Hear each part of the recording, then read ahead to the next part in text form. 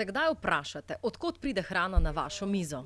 Ne, Slovenci večkrat delujemo po principu, to, ko jaz rabim, to kupim. a vedno več je tistih, ki pogledajo sestavine in jim je poreklo pomembno. Bolj domače gledajo. To je prvo, da pogledam. Če je domači proizvajalec, taka tiste poceni stvari iz uvoza se izogibajo in ne kupujemo. Ob vprašanju, če bi si privoščili gensko spremenjeno hrano, odločno odkimajo. Niti približno. Ne bi. Nikoli ne bi, ker to ni naravna hrana, to je kemija. A gensko spremenjena hrana je tu.